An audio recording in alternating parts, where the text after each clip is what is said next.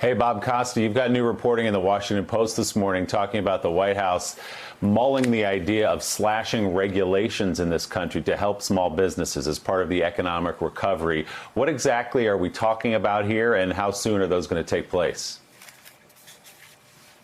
It's a development that will certainly alarm many Democrats on Capitol Hill who have been hoping to legislate any changes and reforms for the economy with Republicans through legislation.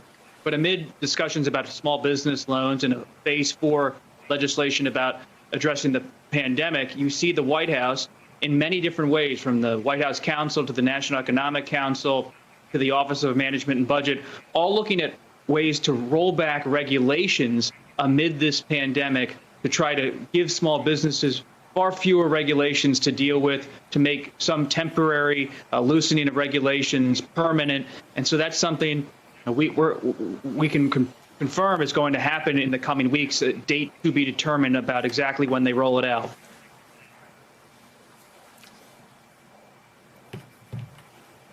So, Bob, what kind of regulations are we talking about here? We're talking about everything from environmental regulations to regulations about how you set up a small business, how many boxes you have to check. We're talking about different rules that have been put in by the Trump administration. For example, if you're going to add a new regulation in the federal government, you have to revoke 2 regulations at the same time. That's part of this conservative agenda inside of the Trump administration. We often hear about how, as Joe was saying, this Republican Party has become a grievance coalition supporting President Trump.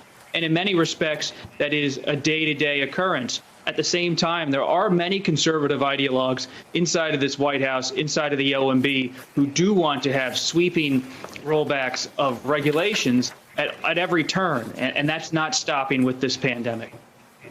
So, hey, Bob, tell me, though, about, from you talking to Republican senators, talking to Republican House members, it seems to me that from at least what I've heard, there is a concern that they are far closer to, say, Governor DeWine's position than, let's say, Governor Kemp's position in Georgia. Most Republicans, not the ones that are trying to get clicks on websites, not the ones that are trying to get listeners on talk radio by taking the most extreme, outrageous position, but a lot of Republican office holders I've talked to are taking this just as seriously as Governor DeWine in Ohio. What are you hearing?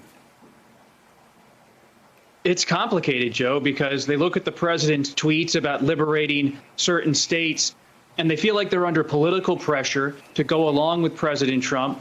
He is their standard bearer for the 2020 election. If they're running for the House or for the Senate or for governor, they need his political support. They need his base to be with them. And so even if they privately have concerns about his tweets about and statements about his poll numbers, about his ratings on television, about liberating states, you don't see them fighting with him publicly.